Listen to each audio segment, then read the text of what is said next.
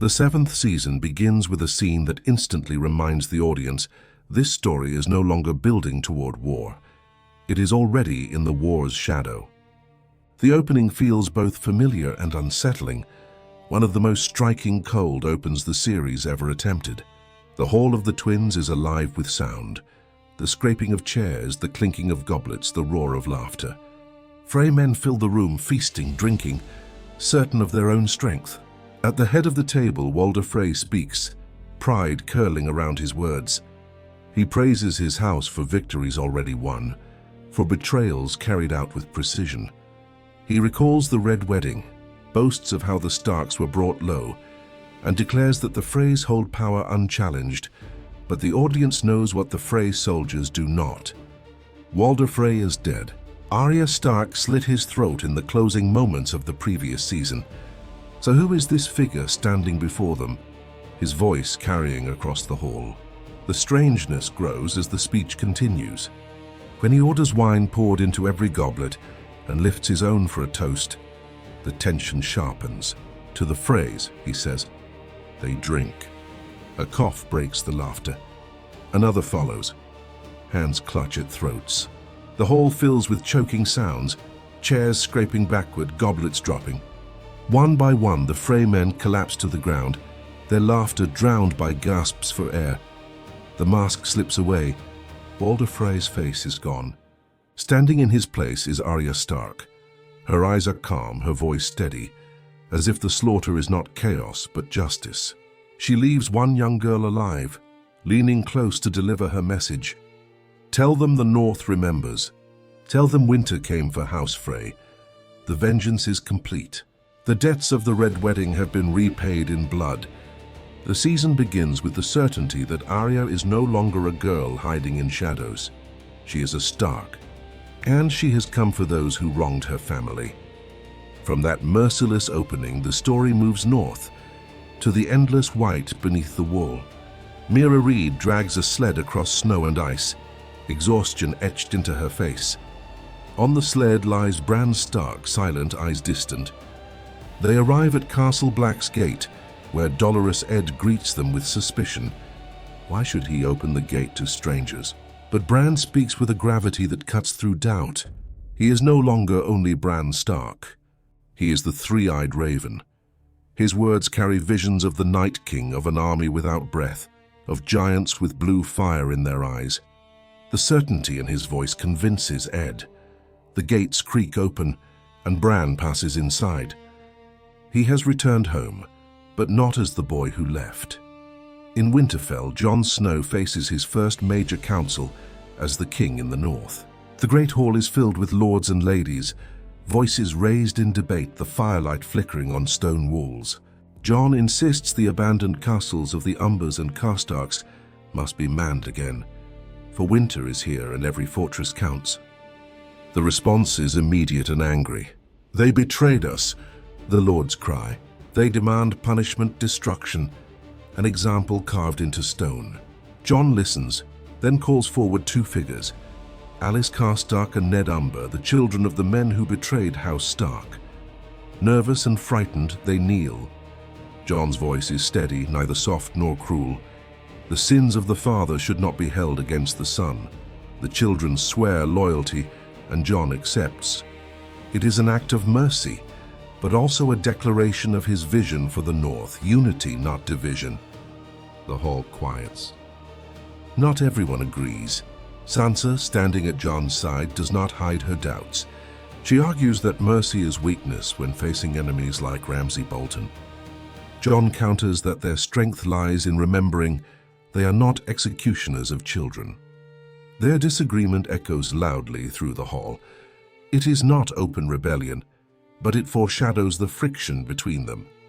Later, on the castle ramparts, Sansa warns Jon not to underestimate Cersei Lannister. Jon listens, but his eyes are fixed on a different threat, the army of the dead. Littlefinger lingers nearby, as slippery as ever. Consider every possibility, he whispers. Sansa shuts him down with a single cutting remark. You don't have to seize the last word, Lord Baelish. I'll assume it was something clever. In that moment, It is clear Sansa is no longer the naive girl he once manipulated. She has grown into a leader in her own right. Far to the south in the capital, Cersei Lannister rules from the Iron Throne. She walks across a massive map of Westeros painted on the floor, her gown trailing over the borders of kingdoms she intends to dominate. Jaime stands by her side, voice filled with concern. Enemies surround them. The Starks in the north, Daenerys Targaryen crossing from the east, the Tyrells in the west, the Martells in the south. But Cersei does not flinch. She sees herself as the sole ruler of the realm, the one player who cannot afford to yield. Into this fragile moment storms Euron Greyjoy, bold, brash, and dangerous. With his Iron Fleet, he offers marriage. He promises loyalty in exchange for Cersei's hand. She rejects him for now. Euron, unbothered, vows to return with a gift that will make her reconsider. His presence is a storm on the horizon, one that promises chaos. On the road, Arya travels south. She meets a group of Lannister soldiers gathered around a fire. They share food, offer her wine, and one of them sings a gentle tune, a cameo by Ed Sheeran that briefly pulls the audience into an almost ordinary world. The soldiers speak of their families, their longing for home, their simple fears. Arya sits among them, silent, watchful. She knows they wear the wrong colors, but she also sees their humanity. It is a reminder that even in war, not every enemy is a monster. Yet Arya does not reveal herself. She keeps her name and her purpose close. Her journey continues, fueled by vengeance. Meanwhile, in Old Town, Samwell Tarly begins his training at the Citadel. His days are repetitive, carrying buckets, serving meals, cleaning chamber pots. The grandeur of the library is locked behind iron bars and restricted shelves. Still, Sam cannot be stopped by routine. He steals moments, sneaks into forbidden stacks, and there he finds a discovery that could change everything. Dragonstone, the ancient Targaryen seat, lies atop vast deposits of dragon glass. One of the few substances capable of killing White Walkers rests beneath a castle once abandoned, now waiting. Sam knows Jon must hear this. At the same time, in a dark cell, another figure waits. Jorah Mormont, his arm scarred by grayscale, his spirit still clinging to loyalty. I must return to her, his eyes seem to say. His fate, like Sam's discovery, will matter in the battles to come. Elsewhere, the Brotherhood without banners takes shelter in an abandoned farmhouse. For Sandor Clegane, the Hound, the place is a wound reopened. He had been here before, had left a father and daughter to die. Now their bodies rest cold within the walls. Beric and Thoros build a fire, and they ask the Hound to look into it. He has always hated fire, always mocked faith. But when he looks, something looks back. He sees visions of the dead marching where the wall meets the sea, an army of shadows moving beneath a sky of steel. His disbelief fractures. He curses the fire, but fear has already rooted in his voice. Something's coming, he mutters. And he believes it. The episode ends with silence and salt wind. The sea crashes against black stone cliffs. Daenerys Targaryen, after years in exile, at last sets foot on Westeros. Her fleet anchors at Dragonstone, the ancestral home of her family. With Missandei, Grey Worm, Tyrion, and Varys beside her, she walks through gates that open like a memory. No one speaks. The halls echo with footsteps and the ghosts of kings long gone. She enters the throne room, runs her fingers across the stone, then moves into the war room. The painted table of Westeros stretches before her, carved and waiting. Daenerys looks to the horizon. "Shall we begin?" she says. 3 words heavy with history, 3 words that ignite the final act of this great game. The camera lingers as she stands in Dragonstone. The Storm Queen returned to her shore. The silence is enough. After 6 seasons of exile, betrayal, and struggle, Daenerys is home. Winter is here, and the wars of the living are about to collide with the wars of the dead. Second episode begins on a storm-lashed night at Dragonstone. Thunder shakes the skies, lightning streaks across the horizon, and the sea crashes violently against the jagged cliffs below the ancient fortress. Inside the cold stone walls of the hall, Daenerys Targaryen gathers her council. For the first time since her return to Westeros, she is not a wandering exile, but a queen seated at her family's ancestral home. Tyrion Lannister stands by her side, sharp-eyed and calculating. Varys watches with his usual unreadable expression. Missandei and Grey Worm, ever loyal, remain near her. And before long, Melisandre, the Red Priestess, joins them, bringing with her a chilling sense of prophecy. The storm outside mirrors the storm of decisions about to be made within these walls. Daenerys wastes no time with pleasantries. She turns her gaze upon Varys, her tone cool but cutting. "You've served so many kings," she says, her voice carrying the weight of accusation. "And how did they fare under your guidance? You betrayed them when it suited you. Why should I trust that you will not betray me as well?"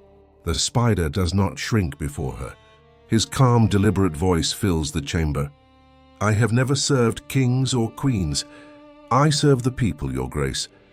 I have seen them starve while rulers played their games. My loyalty is not to crowns, but to those who suffer." The room falls silent. Daenerys leans forward, her eyes narrowing, weighing his words. Finally, she nods, though her warning is sharp. "If ever you betray me, do not conspire with my enemies. Come to me directly. Tell me to my face."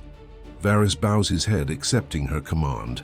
A fragile trust is born, forged not in kindness but in brutal honesty. The doors open once more and Melisandre is ushered in. Her crimson robes glisten in the firelight, her face serene but commanding.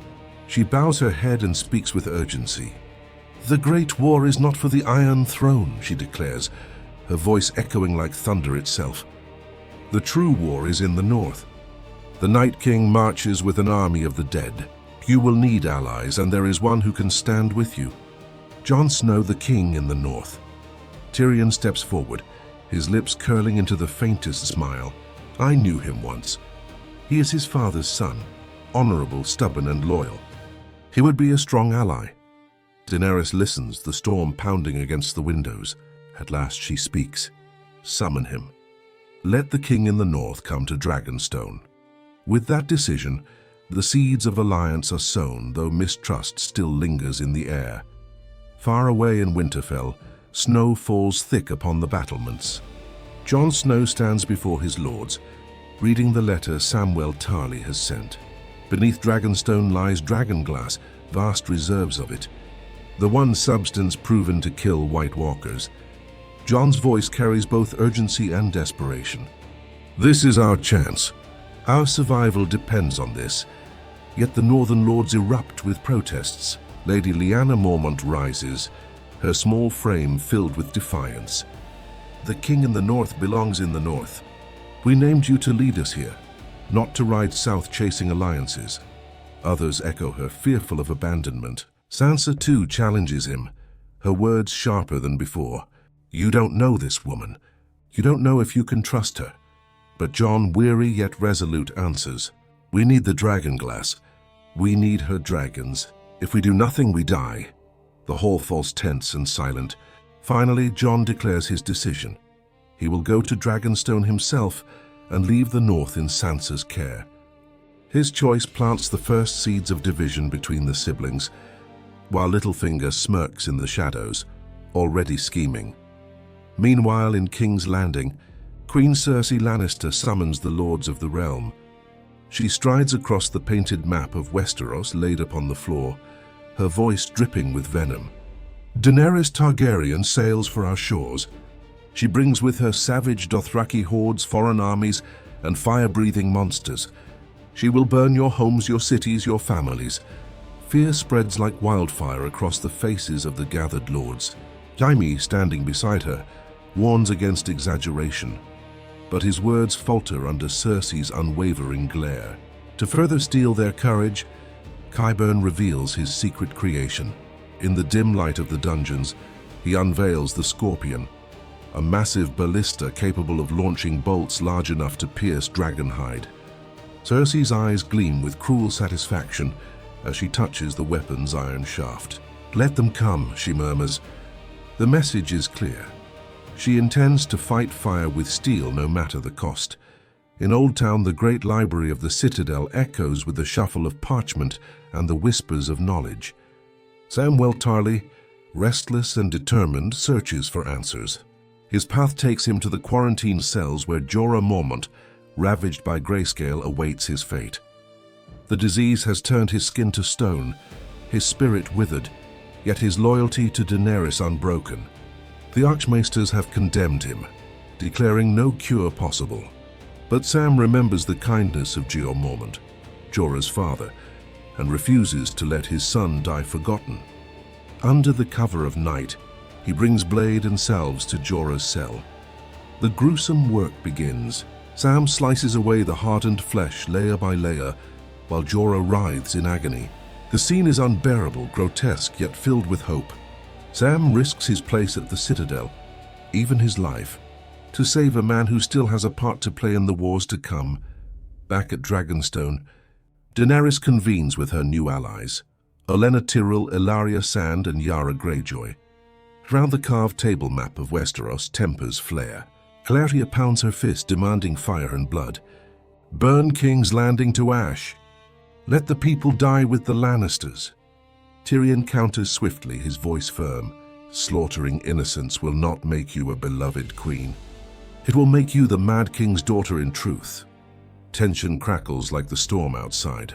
Olenna, quiet until now, leans close to Daenerys. Her words are calm but razor sharp. Be a dragon. Don't play their games. Break them. Daenerys listens, torn between rage and restraint. Finally, she declares her plan. The armies of Dorne will besiege King's Landing, transported by Yara's fleet, while the Unsullied strike at Casterly Rock. It is a compromise between fire and strategy, yet every face around the table hides suspicion and ambition. In the midst of these plans, a tender moment blossoms between Grey Worm and Missandei. Alone in her chambers, Missandei challenges his stoicism. Grey Worm, the fearless commander, confesses the truth. I fear nothing in battle, but you, losing you, terrifies me. The vulnerability in his voice breaks through the walls he has built his entire life. Missandei takes his hand, and for a fleeting night they allow themselves to love. In a story consumed by blood and power, this moment of intimacy is a rare reminder of humanity. But the storm that gives the episode its name has not yet spent its fury. On the open sea, Yara Greyjoy's fleet cuts through the waves, carrying Ellaria Sand and her daughters toward dawn. The night is dark, the waters deceptively calm. Then suddenly, fire erupts across the horizon. The Iron Fleet descends, led by Euron Greyjoy in his monstrous flagship. The sea becomes chaos. Ships crash together, flames devour sails, and steel rings out in brutal combat. The Sand Snakes fight fiercely, but are no match for Euron's savagery. Obara and Nymeria die violently, their blood spilled upon the decks. Ellaria and her daughter Tyene are captured, chained like spoils of war. Yara herself falls into Euron's grip, his laughter echoing across the inferno. Theon watches, torn between loyalty and terror. Memories of Ramsay's torture resurface, and his courage fails. In a moment of devastating weakness, he leaps overboard, disappearing into the Black Sea, leaving his sister in chains. Above the flames, Euron roars in triumph, his madness unrestrained. The night belongs to him. The episode closes on this vision of destruction. The ocean burns, the fleet lies in ruins, and Daenerys' grand strategy suffers a crippling blow before it has even begun. Euron's victory shakes the balance of power, leaving allies dead, captured, or broken. Stormborn ends not with the promise of victory, but with the cruel laughter of a man who thrives in chaos, reminding us that the storm has only just begun to ravage Westeros. Third episode begins with the arrival of Jon Snow at Dragonstone. The sea is restless but calmer than the stormy night before, the sky covered in heavy clouds that threaten rain at any moment. A small boat rows toward the ancient fortress carved into the black stone cliffs. Jon sits inside, quiet, his expression as stern as the north itself. Beside him is Ser Davos Seaworth, whose sharp eyes take in every detail of the looming castle. The waves crash against the jagged rocks, and as the boat approaches the shore, the scale of Dragonstone becomes overwhelming. The fortress seems not merely built by men, but shaped by the very hands of dragons and gods. The carved dragon heads glare down at them, silent guardians of a house thought lost but now reborn. On the dock, Tyrion Lannister waits to greet them. His golden hair has dulled with time, his stature still small, yet his presence radiates authority. As Jon steps onto the stone, Tyrion approaches with a faint smile. Their eyes meet and memory floods between them. Once at the wall, the two had shared honest words of bastards, cripples, and broken things. That bond, forged in truth, has not vanished. "The North remembers," Tyrion says lightly, a spark of wit dancing in his tone. Jon smirks, replying, "And so does the small man who drinks and knows things." Davos chuckles softly at the exchange. For a moment, amid the gathering storm of politics and war, the familiarity of old companionship brings a fragile warmth. The climb to the fortress is long and exhausting. Stone steps carved into the cliffside stretch upward, like a ladder to the heavens. Jon, Davos, and their small escort follow Tyrion, the sea wind whipping at their cloaks. High above, shadows move. The deep roar of dragons suddenly pierces the air. Jon halts instinctively, his breath catching in his throat as Drogon sweeps overhead, his massive wings blotting out the sun. The beast's scream rattles stone and bone alike. For Jon, who has faced White Walkers and giants, this is still a sight that stirs awe and fear. Davos mutters, "Bloody hell," gripping his cloak tighter. Tyrion merely glances up, unfazed, as if accustomed already to the terror of Daenerys' children. "You'll get used to them," he remarks dryly. Though his eyes betray a flicker of unease, the party continues upward, the dragons circling like storm clouds above. At last, the great doors of Dragonstone open. Jon and Davos are led into the throne room, a cavernous hall carved from stone, where the air is thick with the weight of history. At the far end, upon a throne shaped like jagged rock, sits Daenerys Targaryen. She does not rise, but her presence is commanding. Missandei stands beside her, Grey Worm just beyond, silent and vigilant. The air hums with tension as Jon approaches. This is no ordinary meeting. This is a collision of destinies. Daenerys allows Missandei to speak first. In a clear, resonant voice, Missandei recites the long list of Daenerys' titles. Daenerys, Stormborn of House Targaryen, first of her name, the Unburnt, Breaker of Chains, Mother of Dragons. The names roll through the chamber, echoing off the stone. Daenerys watches Jon closely, her gaze unblinking, awaiting the respect her titles demand. Jon, however, simply says, "Jon Snow." His brevity is almost comical against her grandeur, yet it speaks volumes about his character. He has no need for titles. He is what he is. The conversation grows tense almost immediately. Daenerys demands that Jon bend the knee, insisting that his father's rebellion was treason against her family. "Your father chose to fight against mine, and he paid the price. Now you must choose differently. Swear fealty and you will not share his fate." Jon's jaw tightens. His voice remains steady but firm. "I did not come here to kneel. The North is free. My people chose me as their king. I came because we face a war greater than crowns. The Night King is real. The dead are coming." His words hang heavy, but Daenerys scoffs, her disbelief sharp. "Fairy tales of monsters to distract me from my destiny? I'm not so easily fooled." Jon bristles, frustration mounting. "I don't care about your throne. I care about survival. If we don't fight together, there will be no kingdoms left to rule." The clash might have ended in disaster had Tyrion not intervened. With calm reasoning, he reminds Daenerys that Jon is not a man given to lies or exaggeration. If Jon Snow says the dead are marching, we should at least consider that he believes it. And a man who believes in his cause may yet prove useful. Daenerys, though unconvinced, chooses compromise. She will not grant independence to the North, but she does allow Jon to mine the dragon glass buried beneath Dragonstone. It is a small victory, yet for Jon it is monumental. The first step toward preparing for the true war has been taken. Meanwhile, in Winterfell, Sansa Stark rules in Jon's absence. She walks the cold halls of her family's castle with newfound confidence, issuing commands, inspecting supplies and strengthening defenses. The lords watch her with wary respect. She has grown into her role, her voice firm, her decisions practical. Yet shadows linger in the corners, and one of those shadows is Littlefinger. He whispers into her ear, his voice low and insidious. Fight every battle, everywhere, always. In your mind, imagine every possible enemy, every betrayal, every outcome. That is how you survive. Sansa listens but does not fully trust him. She has learned too much, endured too much to be easily swayed. Still, his words plant seeds, seeds of suspicion, of calculation. She is becoming not only a Stark, but also a player in the great game. In King's Landing, the air is filled with celebration. Euron Greyjoy returns, parading through the streets with Ellaria Sand and her daughter Tyene chained behind him. The people cheer wildly, drunk on blood and vengeance, showering him with praises as if he were their savior.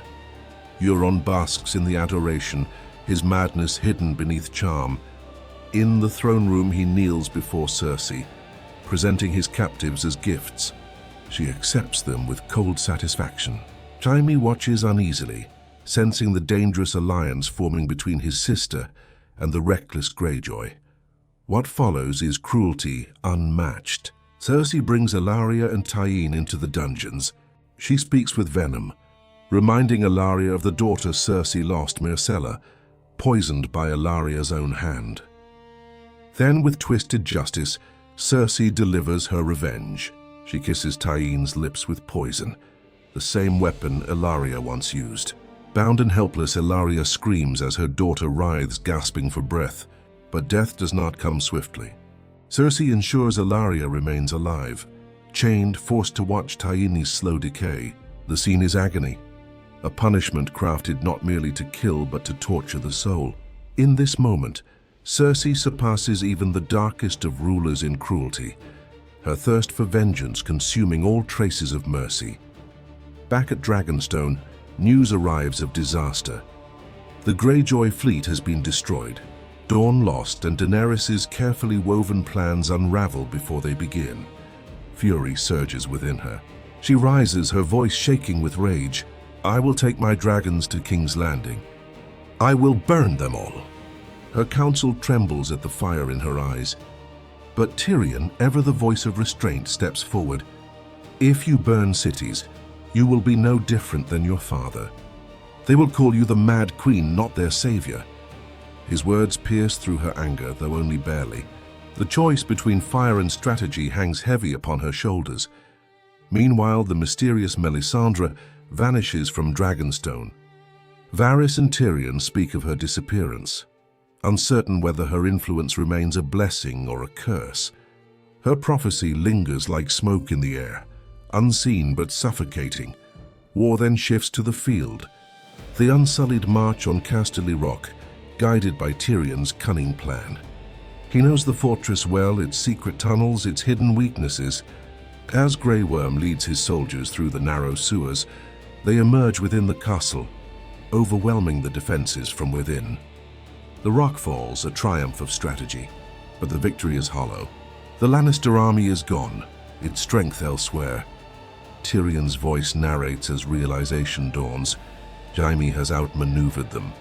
The Unsullied hold a castle of stone, but their enemy holds the power of steel. Jaime leads his forces not to defend Casterly Rock, but to strike at Highgarden.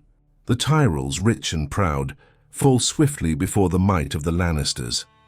The golden rose of House Tyrell wilts in a single day. Olenna Tyrell, however, does not cower. She sits in her chambers, regal even in defeat, when Jaime comes to offer her a merciful death. He pours poison into a goblet, placing it before her. "No pain," he says, as though kindness could soften the cruelty of conquest. Olenna lifts the cup, drinks deeply, and sets it aside. Her eyes lock on his, sharp as ever. Then she delivers her final strike. "Tell Cersei. I want her to know it was me. The confession lands like a dagger in Jaime's heart. Joffrey's death, the mystery that haunted them, revealed in a single breath. Olenna dies with dignity. Her last words of victory greater than armies. Jaime stands stunned, his triumph hollowed by truth. The episode ends with the echo of Olenna's voice. The Lannisters have won Highgarden, yet their victory is tainted.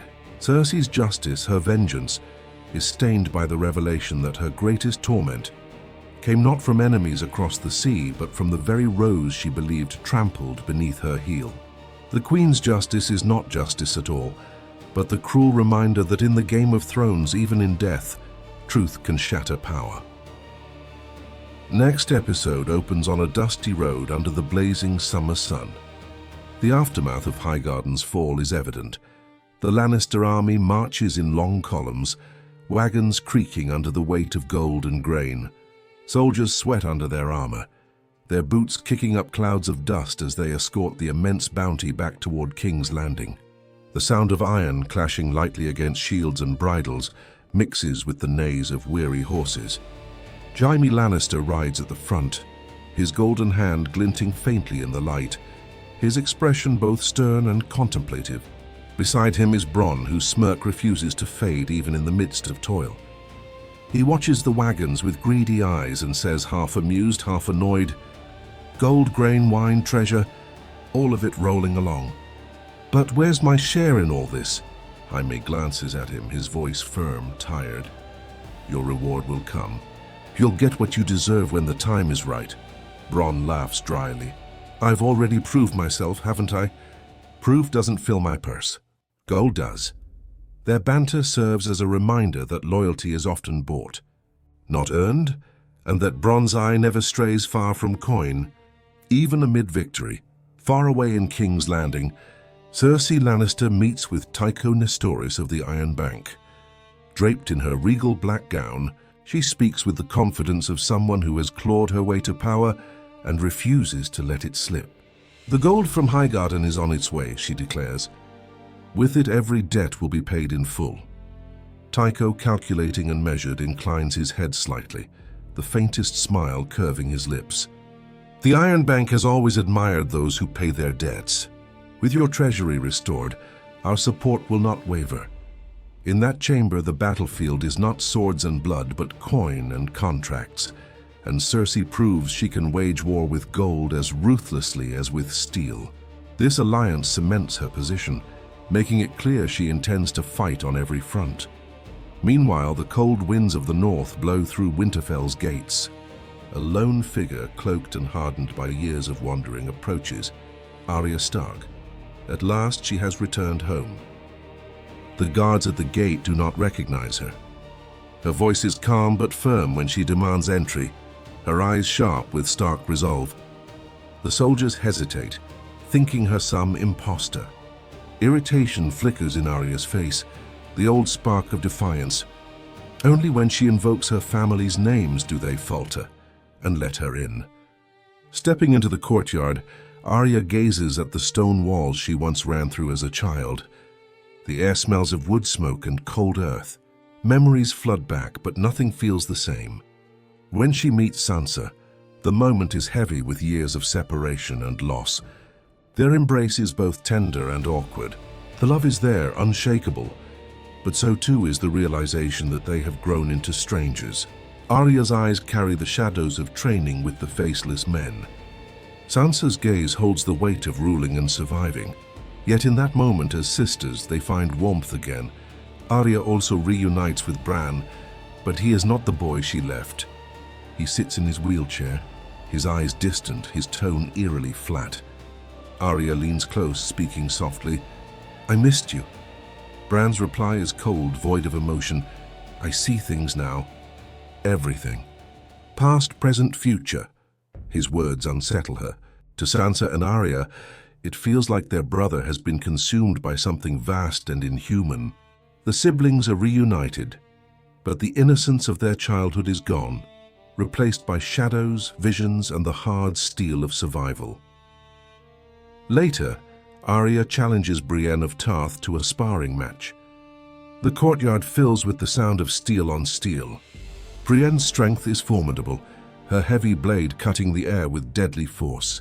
Arya moves like quicksilver, darting, dodging, using tricks learned in the halls of the Faceless Men. Her speed surprises Brienne, and soon the spar resembles a deadly dance. Onlookers watch in awe, especially Littlefinger. His eyes narrow, his lips tighten. In Arya's skill, he sees danger.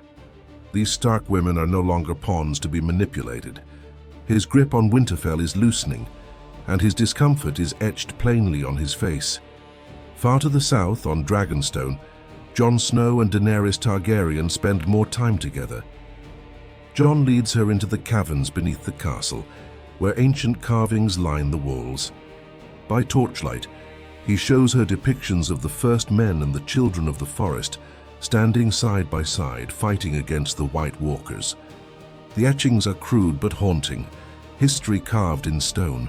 Jon's voice is steady, earnest. They fought together once against a common enemy. We must do the same. If we don't, we will all perish. Daenerys studies him, her eyes softening yet still guarded. She takes a step closer and whispers, "Bend the knee." Jon stiffens, silent.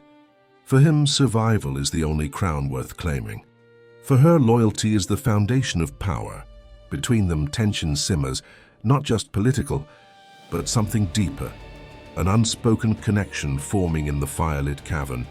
Back in King's Landing, Cersei speaks once more with Tycho. The promise of gold strengthens her hand, and Tycho's words confirm what she already knows. With the Iron Bank's faith, her enemies will find her harder to topple. Power is not just in dragons or swords, but in debts settled and alliances bought. Cersei the Lioness tightens her claws. Then the episode reaches its crescendo. The Lannister army, still escorting the wagons, marches across the fields when the air changes. A low rumble begins, distant yet growing. Bronn halts, his ears sharp. Jaime looks around, unease clouding his features. The soldiers shift nervously, the silence stretching taut. Then from beyond the hills they appear, the Dothraki horde. Thousands of riders screaming, their voices like thunder, their blades glinting in the sun. They charge, dust rising like a storm cloud. Fear spreads through the Lannister ranks. Jaime's face hardens. He knows in his heart this is a battle they cannot win. And then it comes. The shadow over the sun. Drogon. His wings beat like the drums of doom, casting darkness across the battlefield. Daenerys rides upon him, her hair whipping in the wind, her eyes burning with determination.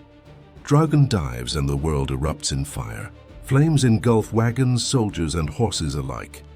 The earth itself seems to scream as men are turned to ash in seconds. The Lannister formation shatters. Shields melt, pikes splinter, courage vanishes. The Dothraki carve through the chaos with savage joy, their curved blades flashing. Bronn runs through smoke and fire, coughing, scrambling. He reaches the Scorpion, the massive ballista Qyburn designed. His hands tremble as he loads the giant bolt, his face streaked with soot. He fires. The bolt cuts through the air and strikes Drogon in the shoulder. The beast shrieks, the sound piercing the heavens. Drogon falters, crashing down onto the earth with a thunderous quake. Dust and fire swirl around him as Daenerys steadies herself, rushing to calm her dragon. She places her hand on his scales, whispers soothingly, her bond unbreakable. Drogon is wounded but not broken. He roars defiantly. Jaime sees his chance. Amid the chaos, his eyes lock on Daenerys. He grips a spear, spurs his horse forward. His heartbeat thunders in his ears. The world narrows to a single target, the silver-haired queen. He charges, the spear aimed true. But Drogon turns, his massive head swinging, his jaws opening. Fire bursts forth, a tidal wave of flame surging toward Jaime. In that instant, death is inevitable.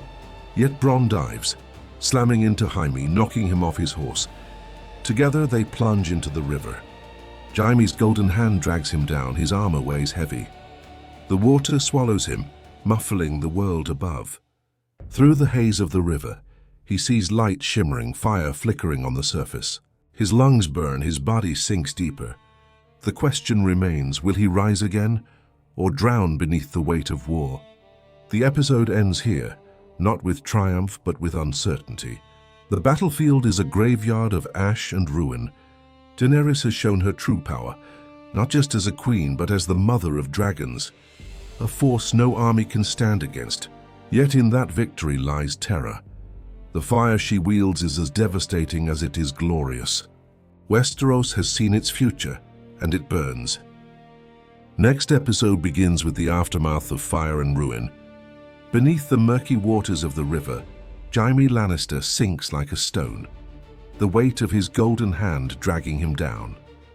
His lungs burn, his mind flashes with the image of Daenerys and the dragon's open maw ready to consume him. At the last moment, Bronn's grip pulls him up, both men thrashing desperately until they break the surface. They crawl onto the muddy bank, gasping, coughing, soaked to the bone. Jaime stares into the distance, the echoes of dragon fire still ringing in his ears. His face is pale, his voice trembling as he mutters, "We can't beat them. We can't beat a dragon." Bronn, panting, replies with bitter humor, "You're damn right we can't, and you owe me your life again." For a long moment, Jaime says nothing.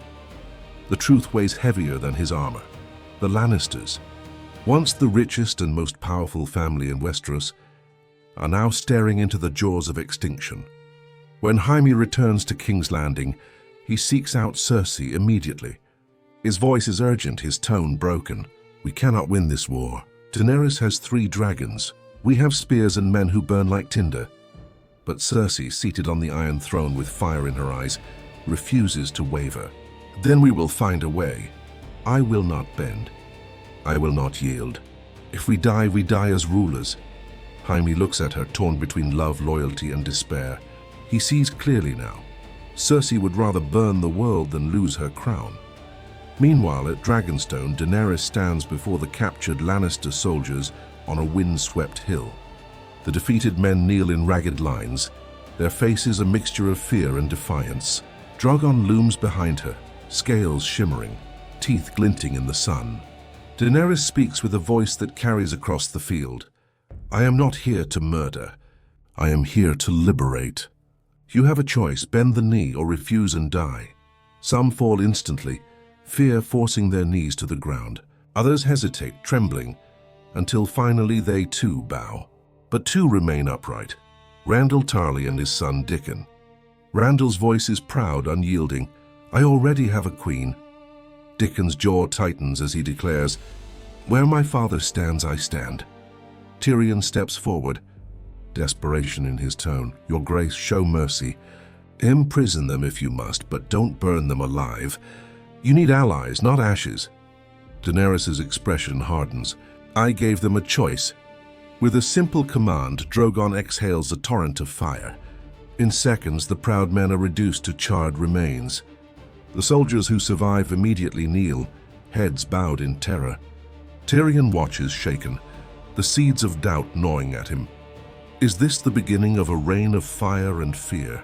Later, Jon Snow experiences his own test. Drogon descends upon him, wings casting a vast shadow, the earth trembling under its weight. The beast growls, smoke curling from its nostrils.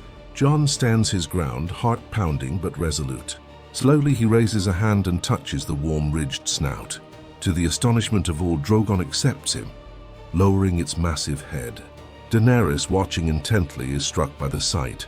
This man, a foreigner from the north, has connected with her child in a way no one else has. Her curiosity and admiration deepen, a spark flickering where once there was only mistrust. In Winterfell, the Stark sisters face a subtler battle. Arya prowls the corridors like a shadow, her eyes fixed on Littlefinger.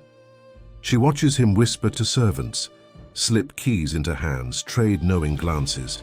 Suspicion coils in her chest. One day she sneaks into his chambers, uncovering a hidden letter tucked away beneath the mattress. The words are familiar. Sansa's handwriting urging Robb to bend the knee to Joffrey, written under Lannister duress years ago. Arya's blood runs cold. She clutches the letter, confusion and anger burning within her. To her it looks like betrayal. What she does not see is the smirk curling at Littlefinger's lips, as he watches from the shadows. He has planted the trap perfectly, setting sister against sister with one piece of paper. Far to the south, Davos smuggles Tyrion into King's Landing for a secret meeting with Jaime. In the crypt-like chamber, the brothers face each other for the first time since their father's death. The silence is suffocating. Tyrion's voice cracks as he says, "I didn't kill him because I wanted to. I killed him because he was going to kill me." Jaime's fists clench. His voice is tight with fury. "You murdered our father. You destroyed our house." Tyrion lowers his gaze, shame flickering across his features. "I loved him, more than you'll ever know. But he hated me. He never gave me a chance." Jaime exhales heavily, torn between grief and rage.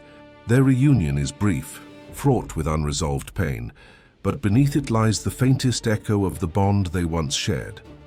Cersei, meanwhile, unveils her own weapon: words. To Jaime, she confesses she is pregnant. Her eyes gleam with a dangerous mix of pride and defiance. "This child is ours. The world will know it. No more lies."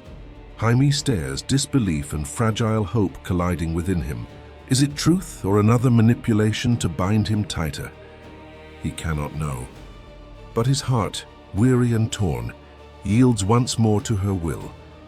In Old Town, Samwell Tarly is drowning in frustration. The Archmaesters mock his warnings of White Walkers, dismissing them as tavern tales. Night after night he toils, scrubbing pots, copying scrolls, while the greatest threat in history marches south. Gilly reads aloud from a heavy tome, her voice gentle, almost distracted. Prince Rhaegar. He had his marriage annulled and married another in secret. Sam barely listens, too consumed by his anger, but the words slip into the air like a whisper of destiny. At last his patience breaks. "I'm tired of reading about the achievements of better men," he spits. Gathering scrolls and books, he defies the citadel. With Gilly and little Sam at his side, he rides into the night, carrying stolen knowledge that may one day save them all. The final act unfolds at Eastwatch by the Sea, the easternmost stronghold of the Wall. The winds howl, the sea crashes against black ice.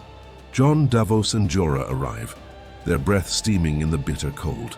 Tormund Giantsbane greets them with a wary grin, then reveals a cluster of unlikely prisoners. Sandor Clegane, Beric Dondarrion, Thoros of Myr. Old grudges spark instantly. Tormund mocks the Hound. Jorah glares at old foes. Jon bristles with suspicion, but necessity silences them. Jon speaks with quiet authority. "We need proof. We must bring back a White. Show them it's real." The men exchange grim looks. Madness, they think. Suicide. Yet Beric steps forward, his voice burning with conviction. "The war of the living and the dead is the only war. We must fight together or we all fall." Slowly, begrudgingly, they agree. A fellowship is formed, not of trust but of desperate purpose. Jon, Jorah, Gendry, Tormund, Beric, Thoros and the Hound. 7 men bound by fate, fire and ice. The closing image is haunting. Against the blinding white of the frozen wilderness, the small band trudges forward. Snow whirls around them. The wind shrieks like a living thing. The camera pulls back higher and higher, until they are but dark specks swallowed by the endless expanse. Before them lies an army of the dead. Behind them lies the fragile hope of the living. Their task seems impossible, yet their steps carry the weight of all mankind. The episode ends not with triumph, but with dread, a sense that the storm has only begun. The episode opens with the endless wilderness of the north, where the wind howls like a beast and snow lashes against the faces of the 7 men venturing into death's domain. Jon Snow leads the company. Beside him are Jorah Mormont, Tormund Giantsbane, Gendry, Sandor the Hound Clegane, Beric Dondarrion, and Thoros of Myr. The landscape is merciless. Jagged mountains of ice loom overhead, their shadows stretched across the frozen ground like talons. Each breath leaves a cloud of frost in the air. Each step sinks into the heavy snow with a crunch that echoes like a drumbeat of doom. They march not only into the physical unknown, but into the very heart of despair itself. Every face tells a different story. Jon set with grim determination, Jorah's worn with melancholy, Tormund's scarred yet fierce, Gendry's youthful anxiety barely concealed, the Hound's scowl hiding fear, Beric's calm marked by fatalism, and Thoros already wearied, his eyes dull with exhaustion, yet burning faintly with faith. Along the march, silence is broken by conversations that reveal both tension and fragile camaraderie. Jon unsheathes Longclaw, its steel gleaming coldly in the pale sunlight. He offers it to Jorah. "This belongs to your family." "To House Mormont." "I cannot keep it." Jorah stares at the blade, memories flashing of his father, Lord Gior, who once led the Night's Watch. His voice is heavy with regret, but firm. "My father judged you worthy. He saw honor in you I failed to uphold. That sword is yours now. Let it serve you as I could not serve him." Jon's jaw tightens as he slides Longclaw back into its scabbard. The weight of legacy rests on his shoulders more heavily than the fur cloak at his back. Meanwhile, Tormund ambles alongside Gendry, grinning through his tangled beard. "You'll freeze if you keep whining," he tells the younger man. "Out here, you don't just fight the cold. You let it bite you and you bite back harder. Fall down, you rise. Fall again, you rise again. That's the only way to survive." Gendry mutters bitterly, "I've had enough of chains and marching." The Hound, trudging behind, scoffs. "You've had enough of everything. First pray you don't get tired of breathing." The harshness earns a brief laugh from the others. Even in the shadow of death, Gallows' humor becomes a shield. Later, Jon and Beric speak apart from the others, their voices muted against the wind. Both have walked in death's shadow and returned. Beric's single flaming eye gleams with conviction. "I've been killed more times than I can count, and yet here I stand." Thoros says the Lord of Light has a plan, but if there is one, I've never seen it. Maybe the only purpose is to keep fighting. Jon listens, his face lined with doubt. "I was brought back too. I don't know why. Maybe there is no reason, no destiny. Maybe we're just soldiers fighting until the end." Their words fade into the storm, yet all in the group seem to sense the truth of it. This mission is not only a physical trial, but a spiritual reckoning. High in the mountains, they spot a small White Walker patrol moving like shadows across the snow. Jon signals for a trap. Hidden behind rocks and ridges, they wait, every muscle coiled. When the walker draws near, Jon leaps forward, Longclaw raised. The sound of steel shattering ice fills the air. As blade meets frozen blade, sparks fly, the walker shrieks, and with one decisive strike, Jon smashes the creature into shards of icy death. At once, the undead wights tethered to its will collapse like puppets with severed strings. But one remains standing, snarling, thrashing. Quickly they bind it in chains, its inhuman shriek splitting the frozen silence. The sound carries like a signal flare across the wilderness. The company realizes too late. The army of the dead has been summoned. Snow thickens, the ground trembles. From the distance, a roar rises, not of beasts but of thousands of dead throats crying out. The Fellowship flees, pursued relentlessly, until they find themselves on a vast frozen lake. The wights close in, a sea of pale faces and empty eyes. They rush forward, and the ice shatters beneath them. Dozens of corpses plunge into black water. The survivors of the company scramble to a small rocky islet at the lake's center. The undead surround them in a vast silent ring. They cannot advance, for the ice is broken, yet they do not leave. They wait, patient as death itself. The men are trapped, night falls. Cold gnaws at their flesh, hunger gnaws at their bellies, and despair gnaws at their hearts. Thoros lies wounded from earlier fighting, his breath shallow.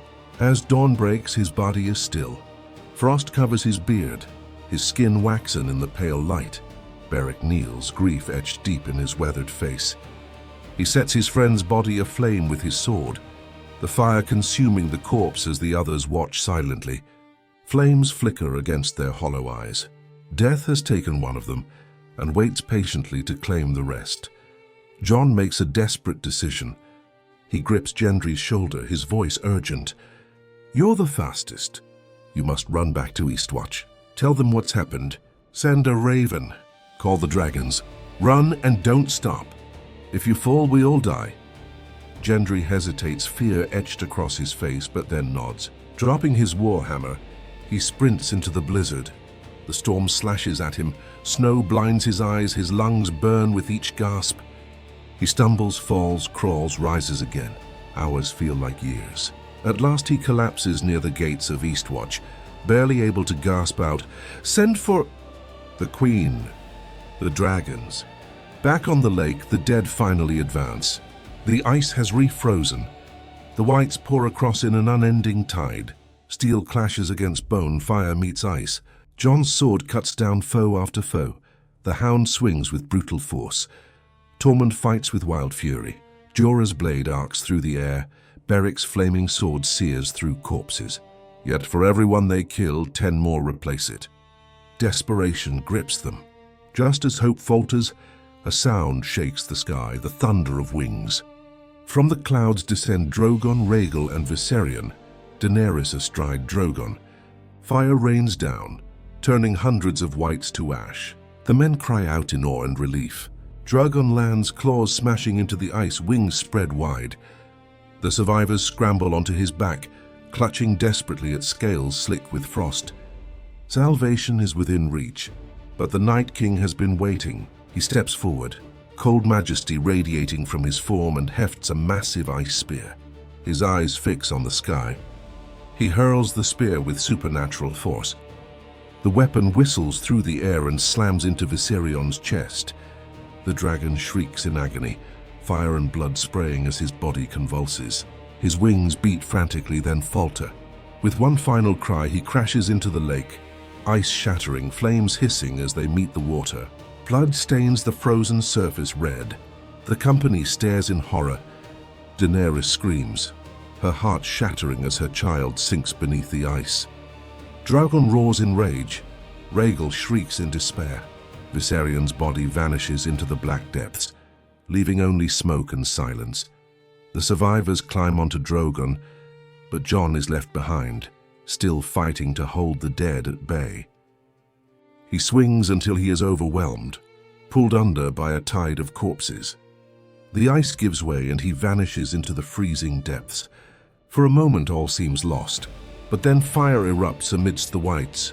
Benjen Stark appears, flail ablaze, cutting a swath through the dead. He hauls Jon from the icy water, throws him onto his horse. "Ride!" he shouts. "Go now, I cannot pass the wall's magic."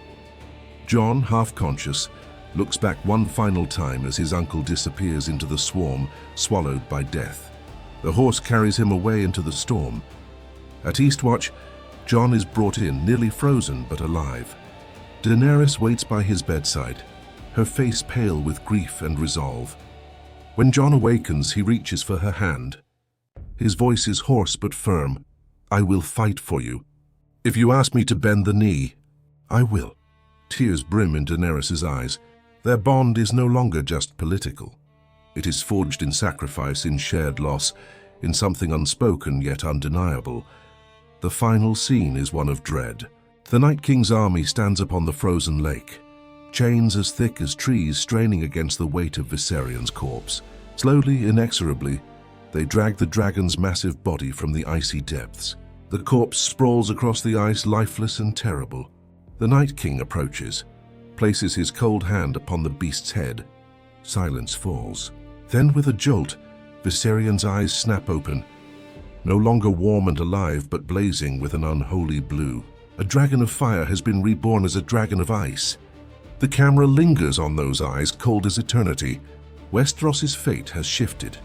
The dead now have their own dragon. The season finale begins with a heavy sense of inevitability.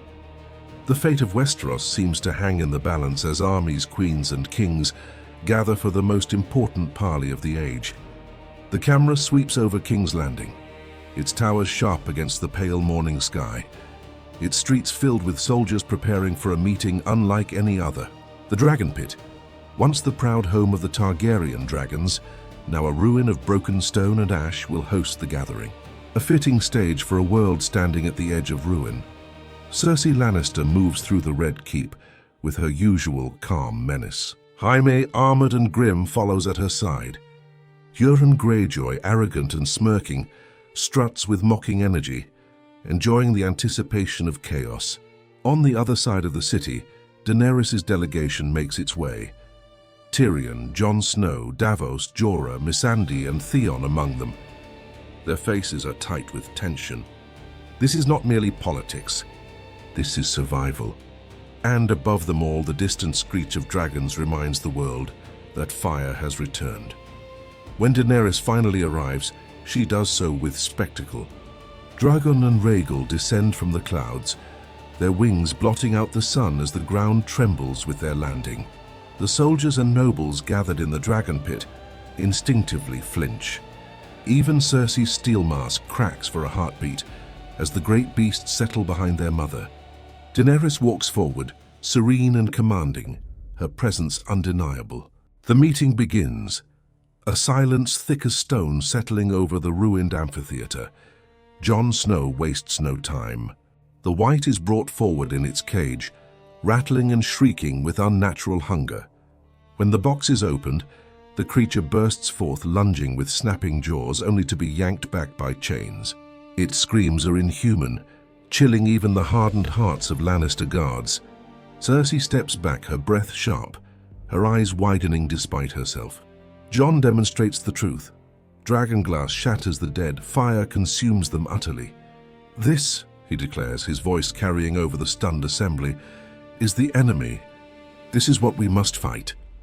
The horror is undeniable. Even those who doubted now feel fear tightening their chests. Cersei appears moved slightly.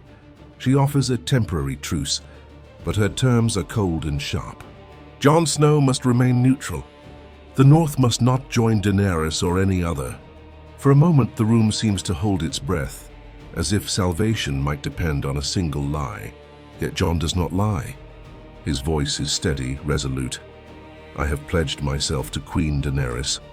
Gasps ripple through the pit. Daenerys herself looks startled, Tyrion horrified. But Jon's honor leaves no room for deception. The fragile bridge collapses. Cersei's face hardens with fury.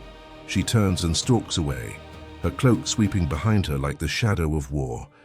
Desperate, Tyrion volunteers for the most dangerous path, to speak with Cersei alone. The tension in that chamber could snap a blade. Years of betrayal, murder, and hatred sit between them. Cersei reminds him of Tywin's death, her lips curling with venom. Tyrion defends himself with words both pleading and defiant, insisting that despite everything, he has always cared for the survival of their family. When he pours himself a cup of wine, the moment drags unbearably. Will it be his last drink? Yet Cersei does not strike. Instead, an unexpected truth surfaces. She is with child.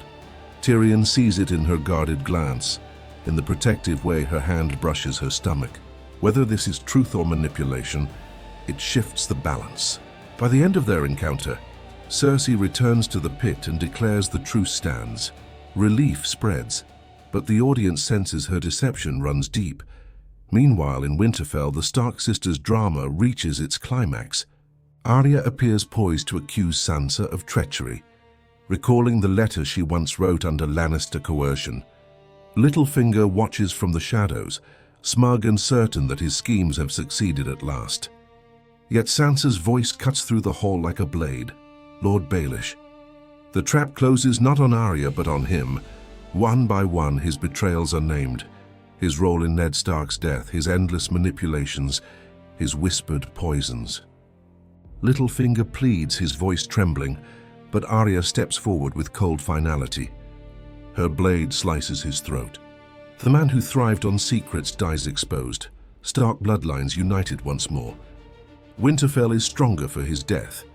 Back in King's Landing, another quiet but powerful exchange occurs. Jon and Theon Greyjoy stand face to face. Theon's shame spills out. He has never truly been a Stark nor fully a Greyjoy. Jon, scarred yet wiser, answers with compassion. You don't need to choose. You are both. These words give Theon the strength he has long lacked. He fights for his men's loyalty, battered and beaten but unyielding, and earns their respect. At last, Theon is ready to save Yara. His fractured identity begins to heal. Daenerys and Jon, meanwhile, draw closer. On their return journey, the bond forged in fire and frost deepens. Alone together, their walls finally fall. The silence between them becomes intimacy. When they share the same bed, it is not only passion but a fateful union, one born of destiny. Yet, as their bodies entwine, the truth of Jon's birth unravels elsewhere. Samwell Tarly and Bran Stark piece together the puzzle. Rhaegar Targaryen annulled his first marriage, wed Lyanna Stark in secret, and their child, Jon Snow, was born legitimate. His true name, Aegon Targaryen. He is the rightful heir to the Iron Throne. The revelation changes everything: politics, love, and the very future of Westeros. Cersei's promise of alliance is revealed as a lie. She confides in Jaime that Euron has not fled in cowardice, but sailed to Essos to fetch the Golden Company, the most disciplined mercenaries in the world. Jaime, at last, can no longer stomach her duplicity. His loyalty shatters. For the first time, he defies her openly. "I will not stand by while the real enemy comes. I will fight for the living." Cersei's eyes blaze with betrayal, and she threatens him with Ser Gregor's sword. Jaime does not flinch. Cloaked in Lannister gold, he rides from the city as snow begins to fall on the capital. Winter has come to King's Landing itself, and Jaime heads north, leaving his sister behind. The final sequence burns itself into memory. At Eastwatch, the wall towers against the storm. Then the dead arrive. The Night King, mounted upon the resurrected Viserion, soars into view. The dragon's eyes glow blue, it scream a shriek of death. When its maw opens, no fire comes, but ice, colder than any winter wind. A torrent of blue flame slams into the wall. Stone and ancient magic alike shatter under the assault. The fortress that guarded the realms of men for 8,000 years crumbles. As the wall collapses in thunder and ice, the army of the dead marches forward, endless, unstoppable. The camera pulls back to reveal their vast numbers spilling into Westeros, and the screen fades with the sound of howling wind. The war for the living has truly begun.